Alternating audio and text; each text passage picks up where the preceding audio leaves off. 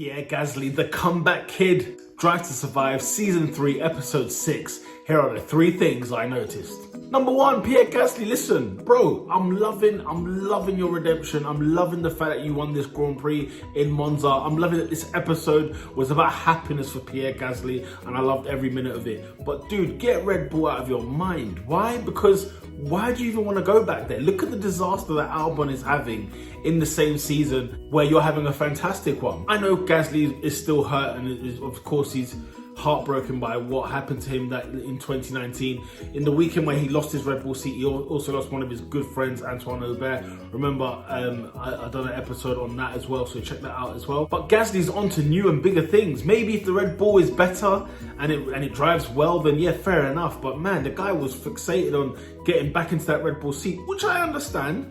But I felt like there's a new path he's opening up. He's opening up new doors in that AlphaTauri. There were moments where he would find out that he's not going to get the return seat to Red Bull, where he was back in Spa again, and all the memories sort of came back about him being dropped from Red Bull the year prior. And, you know, of course they tried to build up a story, Netflix, and fair enough, they had to do what they had to do. But yeah, everybody favoured Gasly. Everybody wanted Gasly to do well. The Italian Grand Prix was just something to behold. We just witnessed it with Ferrari and how much of a disaster it was for them. But it was absolute scenes for Gasly, who took victory in Monza, and my goodness, and Red Bull were not even anywhere in sight in terms of that race. Albon finishing in P15. Christian Horner seems to be painted as the villain. That's the second thing I noticed, and I get it. I get how it fits the narrative and everything else, but I don't think he's that much of a bad guy. Like, I actually like Christian Horner. He is very strong, sharp, says things as it is, and it might come off the wrong way. But at the same time, for me, I think Christian Horner actually is he's straight up. The question you got to ask as well is whether Red Bull made the mistake in letting Gasly go. And you know what? I'm a Gasly fan over Albon, don't get me wrong. But I think at the time, Red Bull had to act. They had to do something in 2019 in order to get themselves back, pushing up against the Mercedes, the Ferraris. But Alex Albon, of course, is not the answer. So in 2020, they have learned that is not the answer, but it doesn't necessarily mean going to Gasly would be the right solution, because I think there was a bigger problem at Red Bull, more so about that car. In last season's Drive to Survive, Christian Horner mentioned that the Red Bull car is one of the most difficult cars to drive. It's very difficult to understand. It's got its own character. And so, you know, that never left my mind whenever he said that.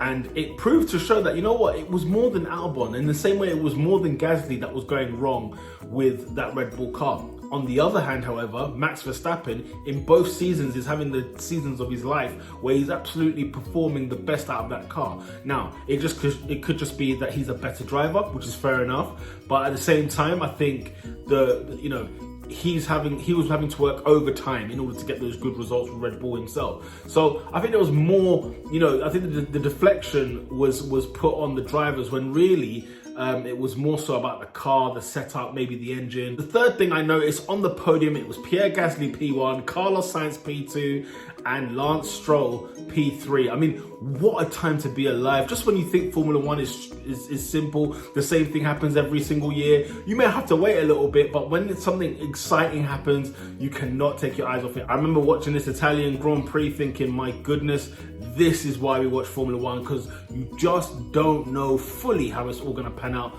Hamilton making mistakes. I remember thinking that throughout the whole of last year, if Hamilton just cut out the mistakes, cut out all the penalties, he would have been gone clear. But listen, bring them on, because it brought more spice and more excitement to the grid. And yes, Alex Albon, as I said earlier, P15, not the greatest of situations.